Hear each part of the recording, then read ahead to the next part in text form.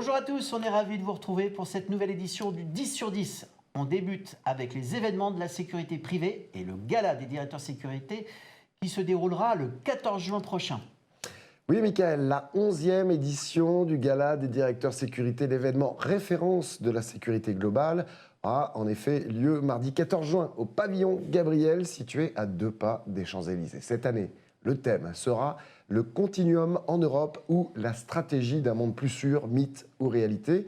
La journée commencera avec un before de 10h30 à 16h au Métaphore, non loin du pavillon Gabriel. La soirée de gala débutera, elle, ensuite à 18h avec un cocktail suivi de 2 tables rondes, d'un dîner puis d'une remise de trophées. Concernant les tables rondes, la première abordera des déclinaisons du continuum européen avec la participation du colonel Anselmo del Moral Torres, directeur adjoint de la Guardia Civile espagnole, et d'une délégation belge. La seconde table ronde sera consacrée à la stratégie européenne en matière de sécurité-sûreté pour savoir si c'est un frein ou une opportunité, avec entre autres Dan Rothenberg, chef d'unité Security in the Digital Age à la Commission européenne, et une eurodéputée en charge notamment des réglementations européennes liées à la sécurité des personnes. 400 participants sont attendus, venus de toute la France, directeurs de la sécurité des plus grandes entreprises, bien sûr, mais aussi tous les autres acteurs de la sécurité privée et de la sécurité publique, police, gendarmerie. Toutes les infos sont sur le site qui s'affiche sur cet écran. Le nouveau site de la Fédération française de la sécurité privée est en ligne, Mickaël. Oui, ça y est, en même temps qu'elle a élu un nouveau président à la personne de Jean-Christophe Chouat, la FFSP a totalement réaménagé son site internet, conçu pour mieux mettre en avant les actions de la fédération, de ses adhérents et de ses partenaires. Il donne plus de visibilité aux acteurs qui animent chaque jour la filière de la sécurité privée. Il est pensé pour offrir une expérience de lecture et de navigation optimale, quel que soit le support, puisqu'il est plus ergonomique et moderne que le précédent et qu'il reprend nombre d'actualités et de programmes vidéo liés à la filière.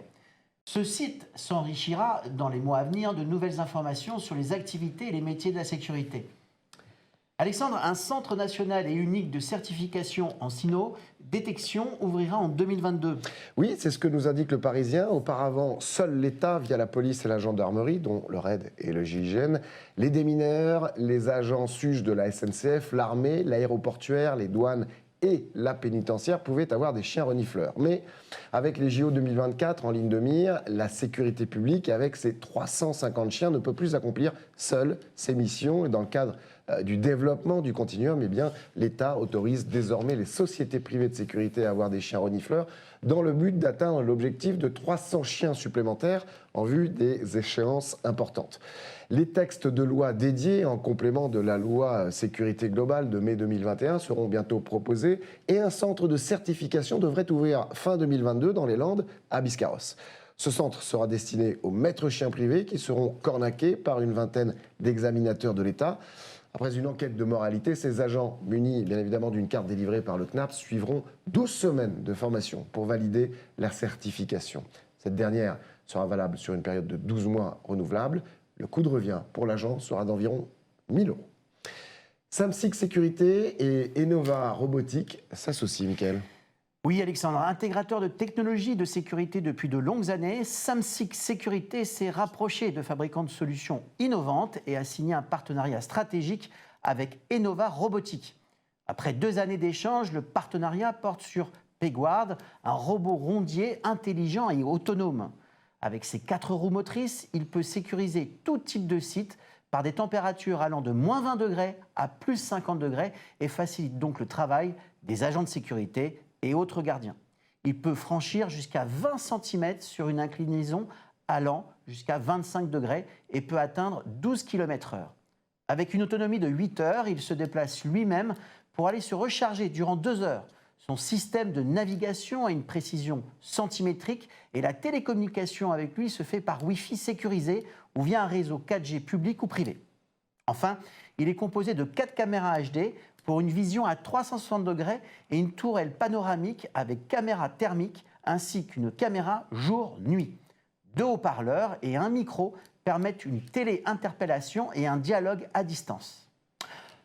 On va passer à la sécurité civile, Alexandre. Un prototype de drone capable de rouler et de voler pourrait à terme soulager les équipes de sauveteurs. C'est effectivement un prototype de drone qui est hybride terrien-aérien. Il s'appelle le Hoover. Il pourra ainsi accéder à tout type de terrain difficile d'accès pour les secouristes. Il est muni de chenilles et de 8 rotors. Il peut donc alterner une avancée en vol et au sol, ce qui permet de surmonter le problème d'autonomie des drones uniquement volants.